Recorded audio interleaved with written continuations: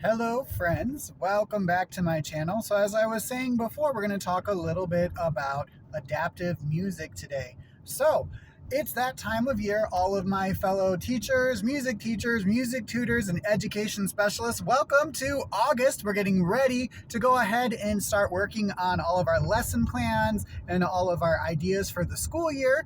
2025 to 2026 is just about to begin. Some schools have already started, not in my state, but in other states, I've heard schools have already started. So welcome. Now I want to talk to you about basically being a music teacher and what we can do to really work with our students with disabilities. We have a couple options here. Excuse me, so sorry. We have a couple options here when we're working with students with disabilities. So there's this lovely act that's called the IDEA. And what it does is it gives rights to students who have disabilities to get an education just like everybody else does, which is fantastic, but there's a lot of rules inside IDEA that kind of get a little weird because they're not necessarily worded to the most specific degree, which means that depending on which school district you're in or depending on which situation you're in, you're going to run into a lot of things, vast majority of things that are being claimed to be IDEA compliant, which is not true. Just giving you that right off the bat. It's not true. They're actually not necessarily following. In fact, I would say most school districts aren't necessarily following IDEA and all the different aspects of the act because they can't. They don't have the staff for it. They don't have the training for it. So we are in an interesting place where we're seeing a lot more special education and students with disabilities in the classroom when we haven't really seen that before. So let's go ahead and talk about what we need to do to really work with these students. You need to understand that there's a couple of things going on with these students. First of all, there's something called the LRE, the least restricted environment, and this is determined when they do their IEPs, where they need to be in the school. So students with severe special needs or severe disabilities, would be more likely to be in a separate classroom with other students that have more severe needs. That way there's more people to work with them. As a specialist, I'm music, I need to figure out a way to make a lesson plan that's accessible to all of the students in that class. So for that, we would do something more along the lines of adaptive music. Now there's other students who have disabilities that are severe. They do get actual services, but they're included in their class because it's not so severe that they can't actually participate with the other students safely, and they don't need as much support as some student who's extremely severe or far underdeveloped, things like that. So this is called an inclusion, and what they do is they include these students into the regular classroom, which again is really common, but the problem with that as a specialist, a music teacher, art teacher, gym teacher, whichever specialty you have, you need to find a way to adapt the actual lesson to them without changing the whole lesson for the class. So you need to include them. So we have an adaptive music aspect, we have an adapted lesson aspect in inclusion. And now we have a third student, and this is the student that I feel like totally gets overlooked all the time in specials because they don't seem to have an issue, but they do. So if they have a very light, I don't want to say light because I don't want to say any disability is worse or better than another. Disabilities are disabilities. People learn different. Not everyone is the same. If they have a disability like a reading issue or a math issue, they would still be getting some sort of service, whether it be some sort of reading coaching or math coaching or something like that.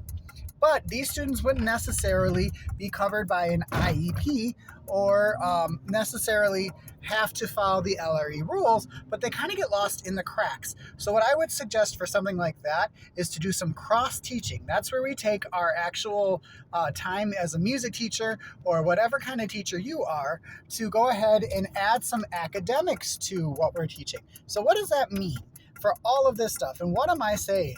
Well, there's a lot to go off of. So let's start with the most extreme of the extreme. So let's say you have a class of people who are people, I say people, class of students who have severe disabilities. So you actually have an adaptive music class. Well, you have a really good opportunity to really take a chance and introduce one idea at a time. Treat each music idea, so I'm going to go with music specifically because I'm a music teacher. Treat each music concept or idea as its own IEP.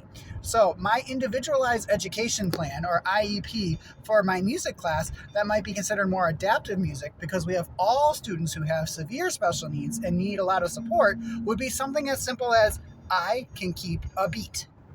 And by that, I mean I can keep my own beat, not necessarily the beat to a song. We would want these students to first figure out if they could consistently tap a certain number of beats, regardless of the speed. Then we could work together to try to get them to tap together at one speed. And then you would then keep going to get them to tap to the beat of a song. Now, this seems like it might be a little redundant, a little bit hard, but you need to understand if a student is in a class where they are with other students that are that have these severe disabilities and they have all of the support, it's because they need it. Their brain does not work the same as everyone. Their body doesn't work the same as all the other students, and we need to make sure we're doing something for that. And that, my friends, is where adaptive music comes in. That's why we would view things as an IEP kind of situation, where we're creating a goal for these students that we can monitor and track. You can do this idea as a full class where you're saying this whole class or this whole adaptive music session is going to work on this one goal. We're going to track and see how well they do, and after a certain amount of time, if they're doing well, we'll continue on to a new idea, or we'll keep working on the same idea. You could also do this as centers. So doing basically working with each student in the adaptive music class individually and developing an IEP, or individual education plan. I'm going to say that a lot. IEP is individual education plan. For each student, deciding which music or which concept they need to work on is also another option. It might take a little bit more work, and it might depend on your class size, to be honest. If you have a large class, trying to do individualized IEPs for a specialty class, especially in elementary. I'm in elementary ed. You have 45 minutes with these guys. You're not necessarily going to be able to do that in 45 minutes if you have a large class. If you're in a class that's smaller, it might actually be better because you're really going to be working on the student and figuring out what their strengths are. And you'll be able to use some more individualized strategies, which I will include soon, to help these students actually learn music concepts. All right, let's move on to the inclusion students. So these students are the ones that have a disability, but they're not necessarily students who are so severe that they need to be put apart or set apart into a different class. What I would recommend, especially as a music teacher, is trying to adapt what you're doing to meet what their goal is already. So I have had several students with motor skill goals.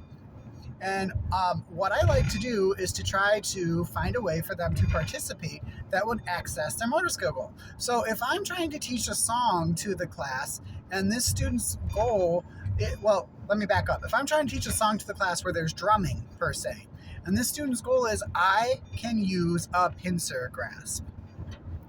Pincer grasp, not rake. We don't want to rake, pincer grasp.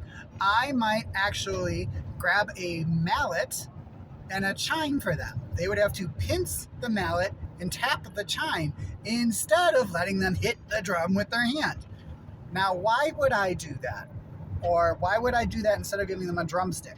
Well, a drumstick you could rake and hold. And you wouldn't really want to pincer hold the drumstick, right?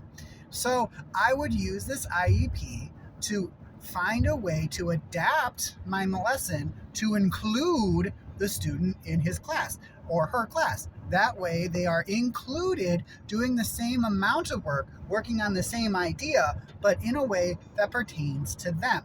So you see, when we're coming up with our lesson plans for students with disabilities who are included or in the inclusion, we really need to think of ways to keep them in and engaged in the class without pushing them to the side. It really breaks my heart to see how many times students like this end up getting pushed to the back and they're just given like, here's some crayons and a coloring book, here's a tambourine, shake it. We don't need to do that. We can teach students, all students, regardless of disability or not, how to actually communicate and to interact with music or whatever it is you teach. So again, I'm coming from music. So I really want to see, things change in my school where I can go ahead and have these inclusions kids really included in doing what we're doing. And I would recommend you doing that with your students as well.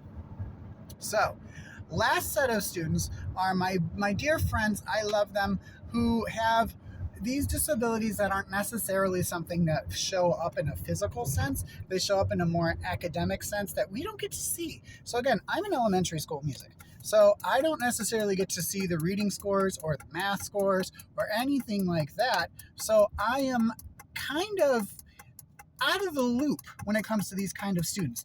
But if I was in the loop, if I was told and given the information, I could really be an asset for these students.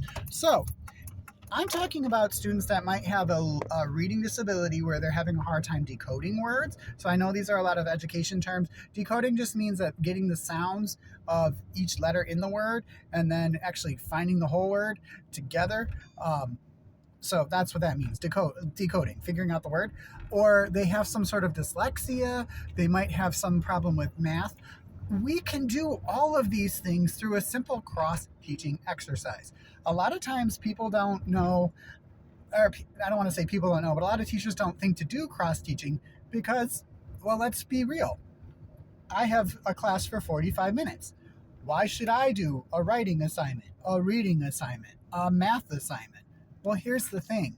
Music in particular, in my case, covers reading and math and science. You get what I'm saying? I can keep going. Every academic can be covered in music class. So what we need to do is we need to find a way to access the information we need to do these things. So what I would recommend is doing cross-teaching. So it's something as simple as, today we're going to learn a new song. Here are the lyrics. And then you actually have the students read the lyrics. You don't need to spoon feed them every single thing. You can actually have them try to figure out what the lyrics are. If they're having a hard time with comprehension, you can play a song for them and ask them, hey, what do you think this song was about? Can you tell me about the song? Can you tell me the main characters? Were there main characters in their song? Were there not main characters in the song? You really just kind of work on having them decipher what they heard in the song. Math. In music, I have beats and I can write them down, and we know what each note equals. Quarter note is 1 beat, half note is 2 beats, whole note is 4 beats. Let's start adding the beats together to see how many beats are in this melody. So that is how you could do something called cross-teaching. So my 3 keys here are: 1, adaptive music. Do adaptive music. Think about what you can do to make an entire idea one goal for a class of students who have severe disabilities, or make an IEP for each individual student who needs help. You can do this. You can do it. I can do it. You can do it. We can all do it. 2, inclusion. When you have students that have disabilities and are included in their class, be aware. Make sure you have that adapted method to teach them the same idea everyone else is working in, and resist the urge to say, you can't do this, go over there. No one likes that. No one. Remember, students, kids, they're just little people. Little people. You wouldn't do that to an adult. Don't do it to a kid. It's easy. And number 3, students who have disabilities who might not necessarily be presenting the disability. Something simple. Consider cross-teaching. You don't have to do it every single class. Have them read a music story. Have them listen to a song. Do a music math. All right, so that is everything I have right now for lesson planning and engaging students with disabilities. I know this was kind of a long video. I hope something I said helps. I'm definitely open to talking about this. So if you have questions or you want to have a discussion in the comment section, I would absolutely love that. I am working on writing adaptive music curriculum. So I'm really focused on the special needs. And I actually will probably include some stuff for inclusion as well, because that tends to get pushed over the rug. So yeah, so make sure to like, subscribe, share, and let's have a discussion about this. Let's talk about what we can do to really, really drive home music or your specialty for these students this year, 2025, 2026. Let's make sure we're hitting all of the students. Okay, have a great day. Bye.